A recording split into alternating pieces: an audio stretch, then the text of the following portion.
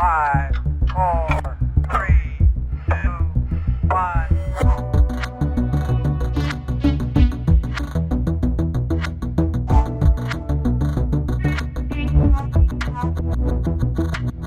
Welcome everyone to this week's edition of the EUVC Lowdown, the show that wraps up the week in European venture with some of the key people making the headlines. Today, our dear friend Kathy White from CEW Comms will co-host. So Kathy, what do we have on the agenda today? Well, Andreas, we've got quite a stacked agenda for today. So you're going to kick us off with discussing the state of mental health in European VC and what's going on when it comes to retention in technology. Then we're going to go to Chongor and talk about VC events in 2022. There seem to be a lot of them right now, so what is going to happen next? We're going to be talking about the role of content in VC. Could you be earning $200,000 a year writing tweets for VCs in just 5 hours a week? I think I've got a career change to make. Then it's off to Mark Harry in Germany to talk about urban tech in Europe and what's happening. And then Andrew Michael will talk to us about Avrio, a new tool for research in VCs and our portfolio. And if we can squeeze it in, we're going to have a little chat about the coverage model for VC in Europe. That is beautiful. Thanks, Kathy. I think this is going to be super fun. Can I kick us off with the first topic? Absolutely. I wanted to talk a bit about the newly launched result from the information survey on their subscribers. It was quite staggering to me. Kathy and I had a bit of a talk and she said, well, maybe not so much to me. But first of all, let's say that it's nice to see that VC tends to be happy again.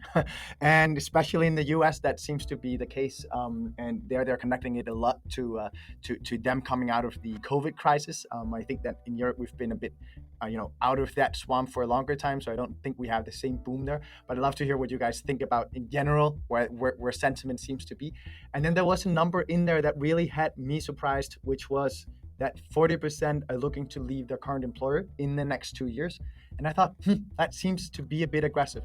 But Kathy, you said to me, I don't think so, but maybe kick it off, Kathy. Tell us why you don't think necessarily 40% is that sick. So I don't know, maybe I'm being a bit more cynical or a bit more of a realist, right? But I'm looking into the data that the information has put together. There's no clear indication of who the 1,000 people are that have filled out this survey, right? So they could be more junior, they could be, kind of midway through their career. And you think about the pace at which people do often change roles in tech at the moment, like we're talking about 40% looking to leave their current employer in the next 2 years. For me, that's not very shocking. I think that's probably bang on. We see lots of people change to a different startup within a couple of years if they're not very senior or haven't been there since the beginning. So for me, the churn doesn't sound that surprising, but I'll open it up to everyone else. What do you think on the results we've had from the information? Yeah, I mean, look, I think a lot of companies, the gold rush is over, right? So we're right now at the moment where costs are becoming more of a topic for a reason, and that is totally fine. But that always leads to career paths being shut down, and therefore new opportunities to be explored. So everyone who is looking for a career at the current employer and sees that the chances are diminishing at the moment will think of doing something else. So to me, this is no wonder, or comes not as a surprise at all, to be honest. And I think it's something very healthy. I think also it's the less matured an ecosystem is, the less of this is happening. I think when I talk with some of the most successful local founders here in Budapest, what I hear is this is the main reason why they want to keep here their stuff. Their stuff is just more loyal here, and they have a much easier chance to get here the top 1%. So that's might be a reason also why other companies are opening up R&D offices. We saw Wise and Cloudera and many other companies opening up pretty big centers here in Budapest.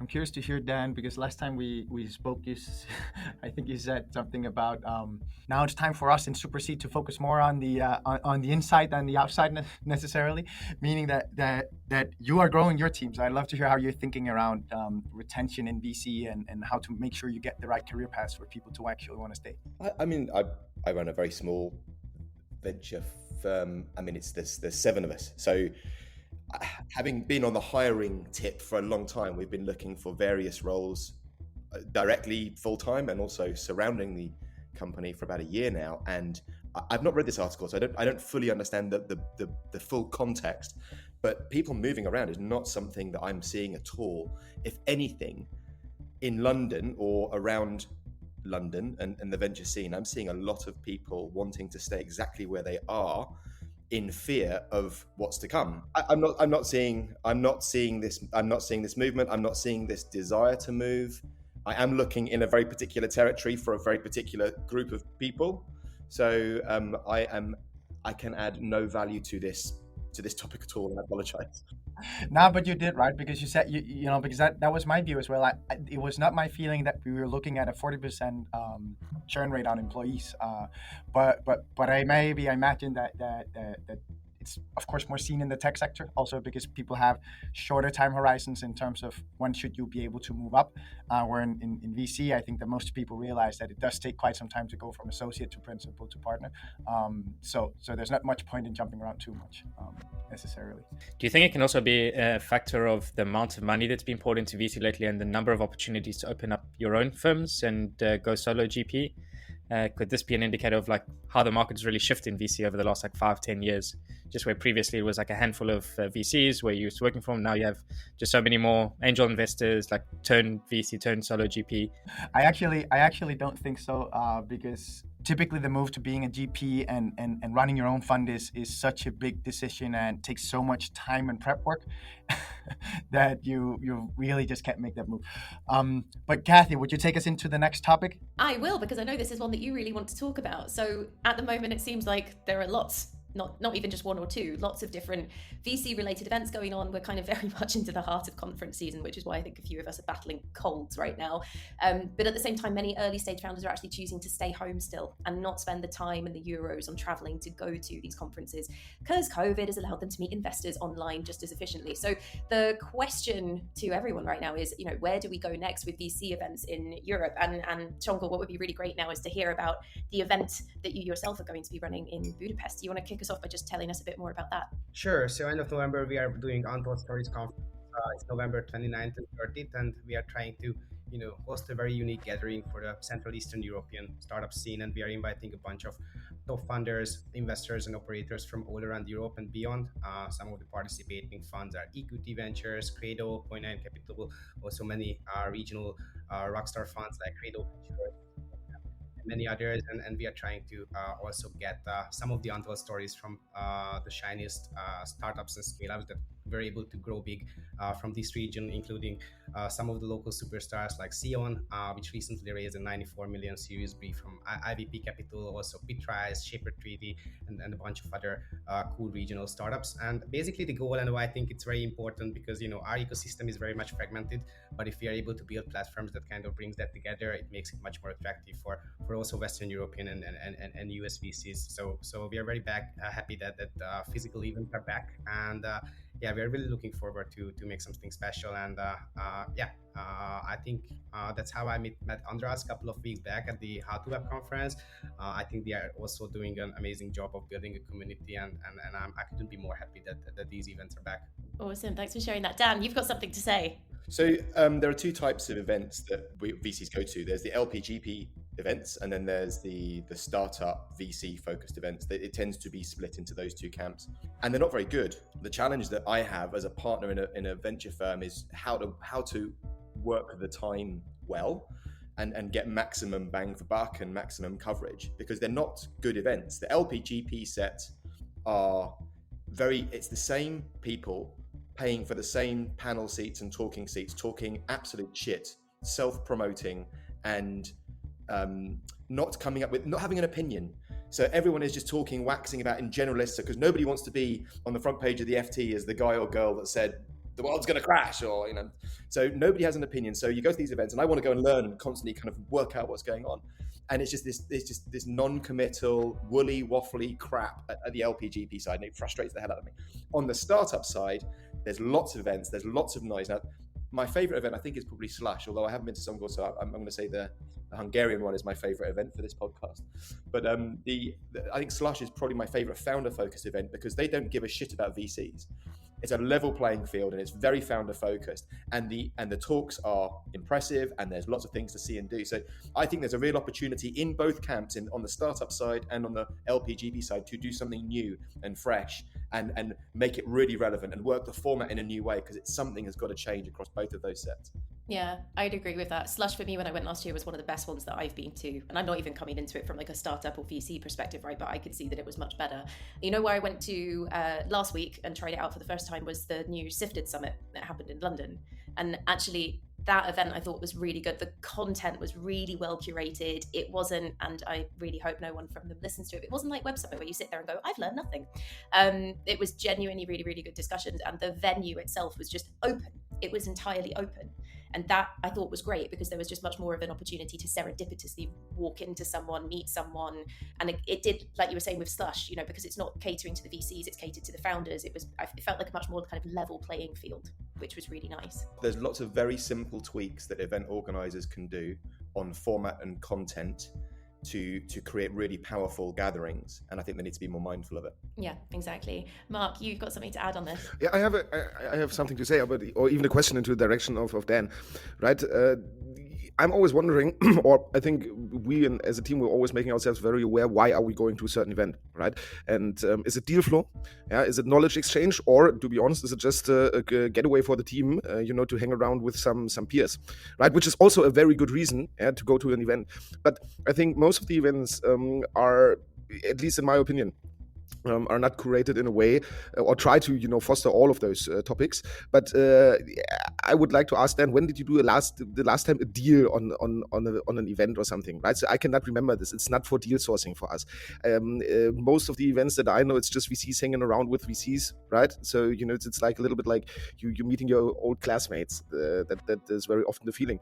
So I think if you want to curate a really good event, you have to ensure that you curate the program and everything for the sole purpose, and you have to think about it in advance, right? Because there are different philosophies to that. And then this always, to me, is when I make a decision whether I go somewhere or not. To be honest, I just decide, will I have fun there or not? Because in terms of time, it's very often not that efficient, right? Yeah, but if you're defaulting back to fun, it's because you haven't been able to pick the primary context. Go, fuck it, we're just going to go and have some fun. Which I'm totally with you. I think the challenge that as a VC that we have going to startup-focused events is if your badge is a different color or you get pounced on all the time, so that your impulse is to then go and hide away in your VC corner and chat to your Eton friends. That's the energetic impulse, because you can't get a coffee without being jumped on. That needs a Slush don't have different coloured badges. You just, it's all the same. So, and I think other events do the same thing. So very small things that you can do to change this. And then what they need to do is create environments where you are automatically matched with relevant people in small settings where you can have a group conversation about raising or specific challenges that a startup might have. And you can engineer those things into the format of the event. And that will break down that horrible running the gauntlet for a piss or running the gauntlet for a coffee. So the energetic shift in the entire conference needs to be changed. Yeah, I totally agree. But I think me as a conference organizers, I have to kind of cater all these different objectives, and I have to design an event where anybody can come with like different purposes, and they can find either deal flow, either just social fun, either connecting with potential partners. So yeah, it's art of gathering, and absolutely Slush is a huge inspiration in this. Although I have to say I have a 10 preference for smaller events, which is just more But Tongo, you know that ultimately startups are going to want to raise cash and VCs are going to want to find the gems for them.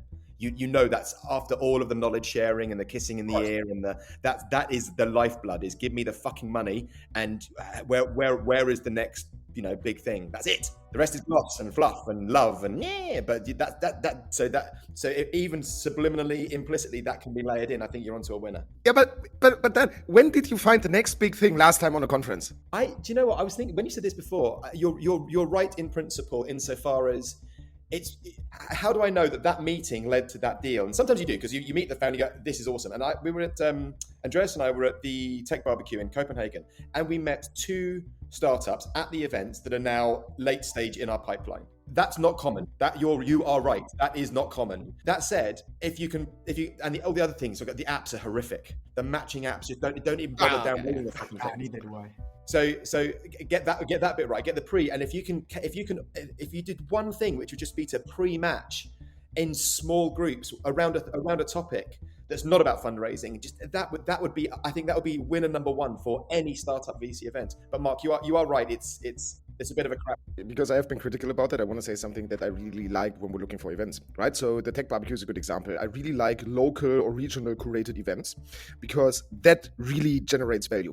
Because even though if you do not directly, as from my perspective, get a lead or find a deal, right, it is really good to tap into an ecosystem. But for the people who are organizing those events, that brings the different or the hard thing with it, that you have to take really good care who your guests are, right? So that it's really local or regional focus. Those are events that we really, really like, because then you build network, you can get a foothold in a region and that, or in a certain industry, and that will help you overall. Follow-up meetings, generate network, generate deal flow, and then eventually over a couple of corners, somebody really great comes out of it.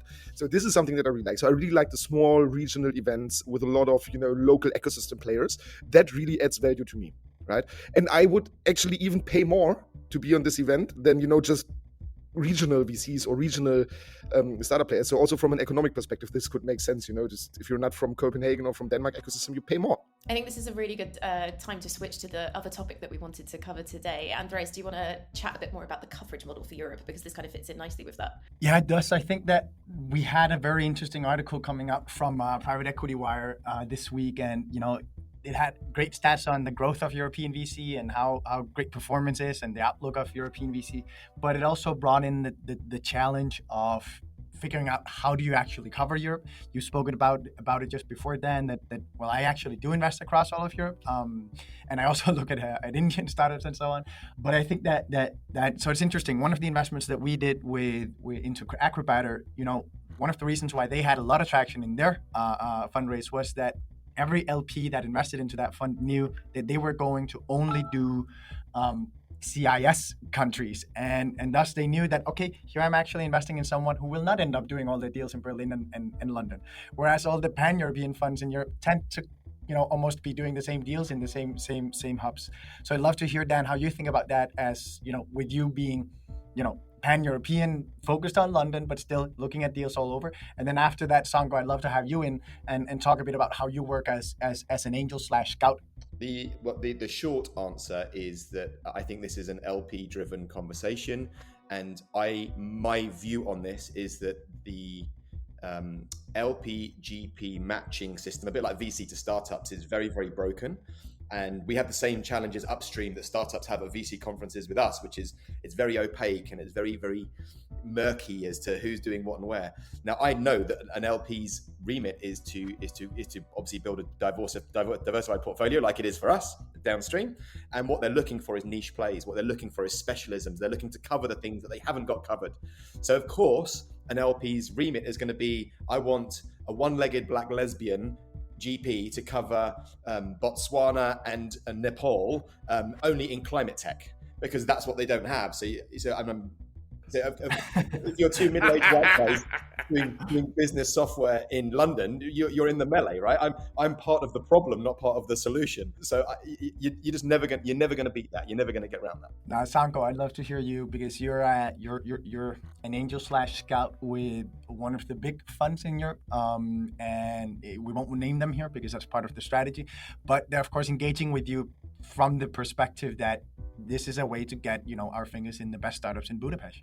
So take us through the thinking, how you kind of perceive your mandate on their behalf, and also what you think in general about the topic. Yeah, I mean, it's a very recent opportunity for me, and I'm very glad. I've been doing this kind of community building role, working with local VCs accelerators for the past 10 years, and it's just a very good synergy for me, because I'm in a lucky position, obviously, to see what's going on locally and maybe also a little bit regionally. And yeah, for them, I think it's just a great opportunity to have kickstart like a new set of angels that otherwise wouldn't really have the opportunity to invest. So that brings a little diversity also to the scene. And I think also a very smart strategy, because then they can make sure that that the few good companies that might emerge from the scene, they will have a better place in that when it comes to a Series A.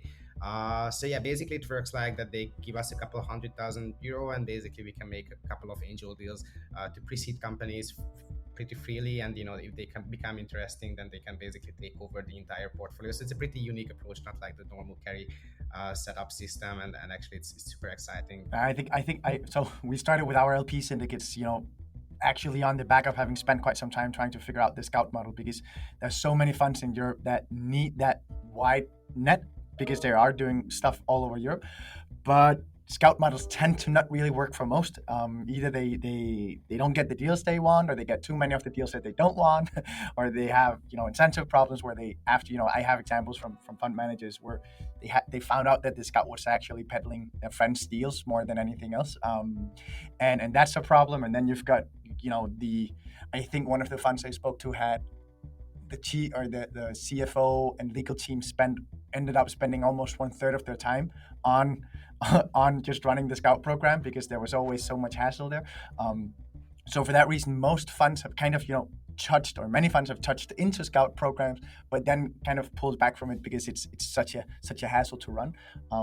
So that's why we of course thought, okay, if you build syndicates with people all over Europe then they make an active investment into that fund, then that means that there will be a vested interest. So you kind of get the incentive alignment, right? And then you still get that army of people all over Europe. So that's our thinking around it. That's how we came to ours. So that's why I think this is incredibly interesting.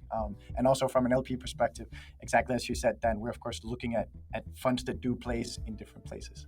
Kathy, go on. Well, it's just that on the Scout model, really quickly, like there are other things emerging playing with this right now. So you still need to chat to him as a little reminder, but there's an introduction that I made this week to Landscape.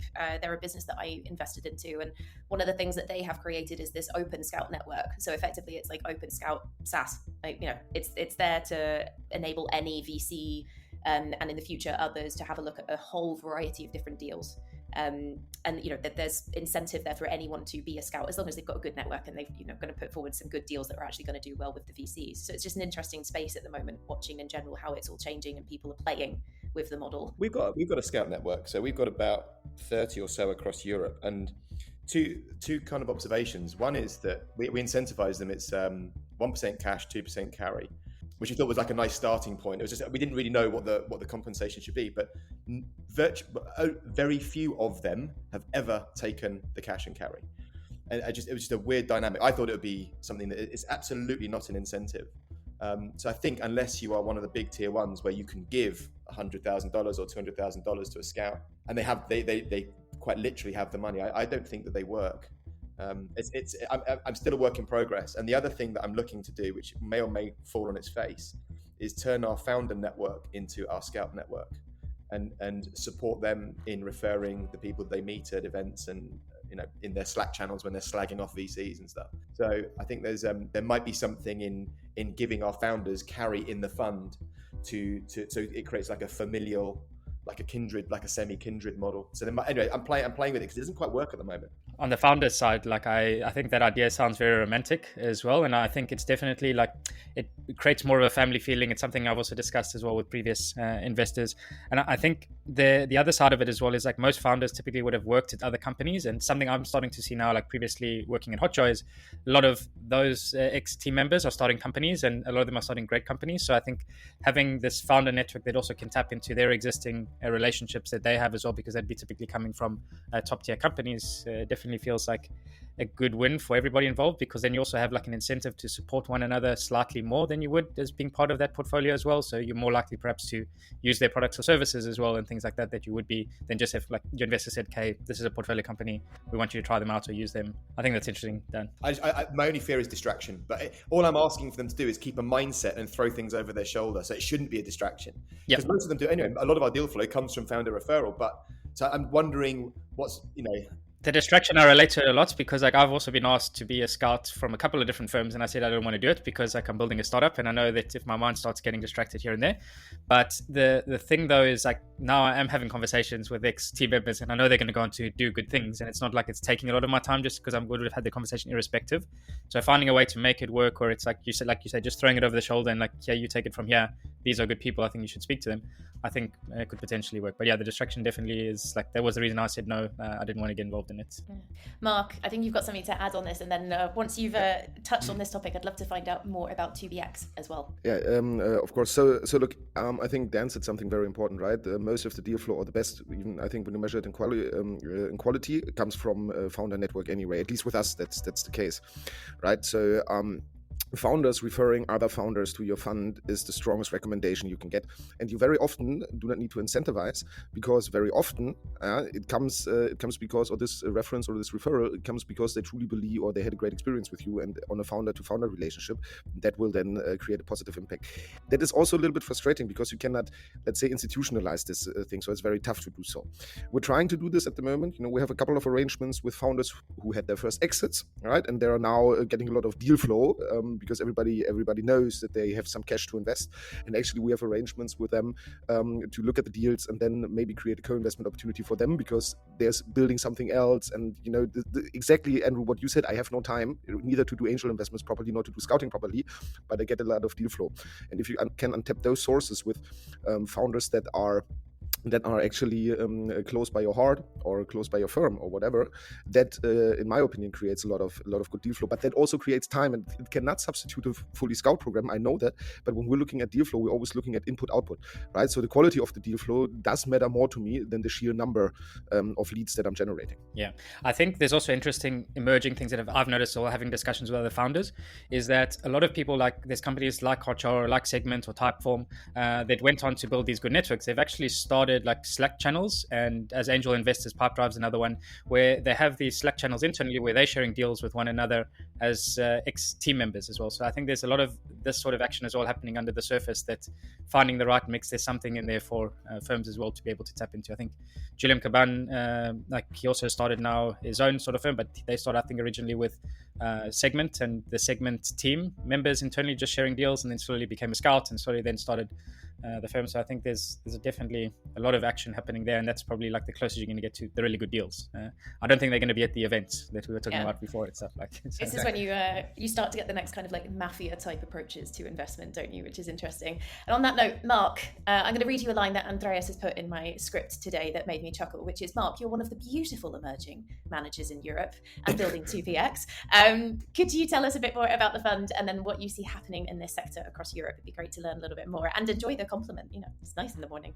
Okay, look, so I mean, we are focused on what we call urban tech, right? So basically we invest into technology that tackles one of the three big issues within urban areas, in our opinion, which is climate change and climate adaptation. It's the density issue in terms of people or population, goods and logistics, and it's then circled around resource use and all circularity. So these problems in urban areas, they do not go away, right? Neither do if we have a recession or if we have a war in Ukraine, and these problems, they will not vanish. And it's a little bit different to consumer behavior when we're talking like direct-to-consumer marketplaces or something like that.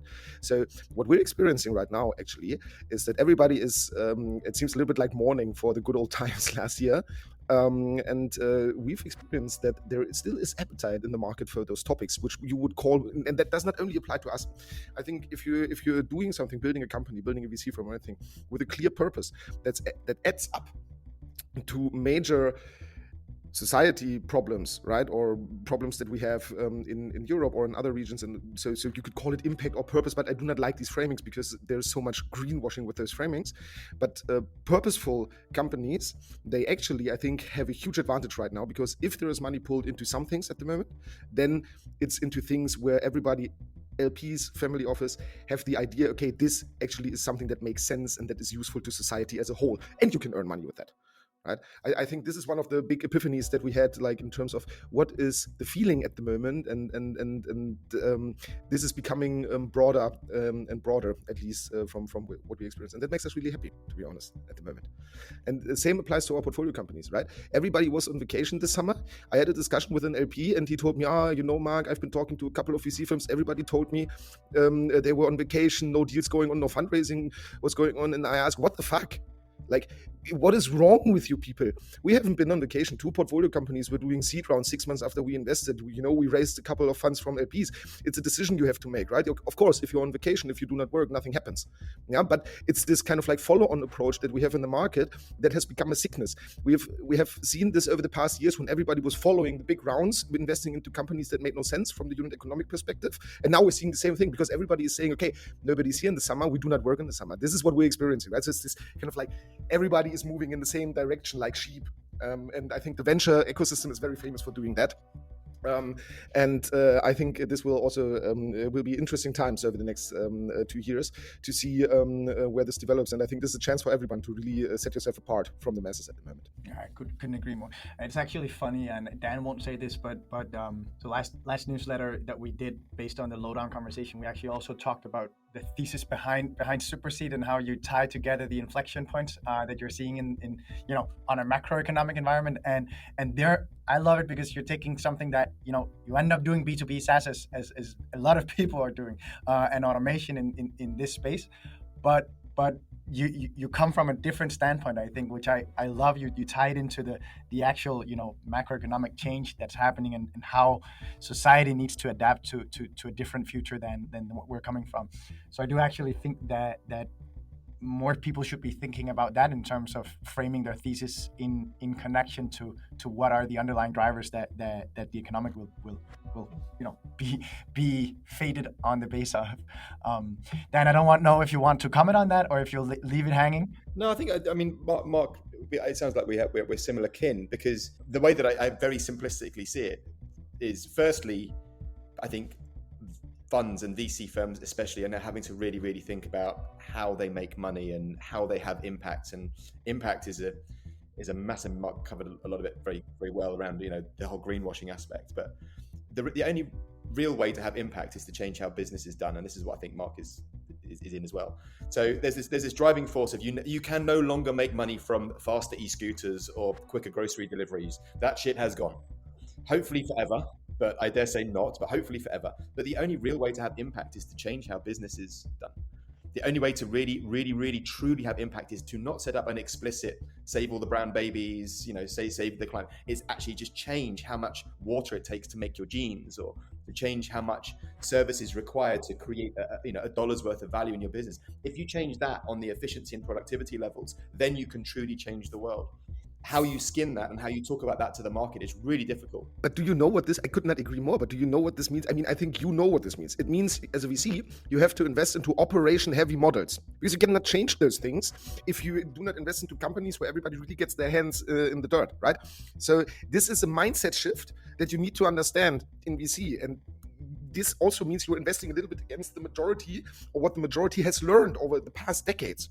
Software is eating the world. The less operations, the better. Yeah, because I do not need to worry about this then. And we've always been in love with operation heavy models, because there you can really build a moat, right? That also adds up to it. And then. But I could not agree more with you, and it's going to be really interesting what kind of companies are coming up, because we can talk about it as long as we want, as long as there are no companies out there. Yeah, it would be a tough cookie, but I really see founders more and more, stepping or taking a step back from this VC financed hype trains and really think about, okay, how can I actually build a company that will sustain decades? And this is something that is really appealing to us as a fund and to me personally. I think the only challenge I have, I don't know if you come across this, Mark, is we had one of our LPs had a long debate around this, around you're basically taking away the Asda girl's job, the checkout girl's job. Or the checkout man. Sorry, you're right. Or the checkout man. Yeah. I said, yes, we are taking away the he, she, they job. Yes, we are. Checkout assistant. Just say a general role title. There is an inevitability of this double-edged sword through this automation, efficiency, productivity gains. But what I said to him, I said, well, two things. Yes, we are. Like, we don't have coal miners or people making CD-ROMs or whatever. There's a whole bunch of revolving doors that are going to happen for human progress, and humans will always be greedy and stupid, so there will always be some nasty shit happening because we're greedy and stupid, which will roll through as we become more self-aware and kinder and nicer, which will happen. And there are a lot more VC models now that are focusing on nice things and supportive things and loving things than there were 10 years ago. So these things are rolling through, but there is an inevitability to that, but we have to move forwards. Otherwise we can't make the promises to climate and food production and clean water. We just can't make those promises unless we get this shit right. On that note, I have to say that we also have to move forward here. And I also think that we have actually ended up having the perfect segue into Andrew and talking about Avrio, because what you're doing is actually business automation in terms of customer understanding and all that space. So Andrew, take us into it. Tell us about Avrio. And also I saw you saying I want to say something about the topic before, so I'm sure that you've got a great segue into talking about Avrio now. Yeah, absolutely. Thanks, Andrea. So actually this morning, literally, Mark, I was thinking to myself, how do we build a business that's going to be 10, 20 years? I was actually listening to another podcast around how AI is eating the world. And we see it, we develop certain machine learning algorithms and AI as well in our own space. And you can see this convergence in almost every software product and industry where at some points, certain roles are becoming obsolete. And I think it questions that, like, I think like the whole VC sector and space investing in software, like where is the end point? Because like, are we just investing in a dead end to the end of it? That's like one thing that I just started thinking is like, how do I avoid like building a company that's not going to be at that point where just everything's commoditized, anybody can do it, and it's easily and readily available. But I think like from our perspective, what we do at Avrio essentially is we do automate away parts of like the customer research process. So what we do is we help companies who are conducting user research to effectively automatically transcribe interviews. We do things like using machine learning to automatically detect questions. We provide summaries of those questions. And shortly, we'll also be able to provide you automated reports. So if you're doing 5 or 10 interviews, we can provide you the general summary of what the key takeaways from those interviews.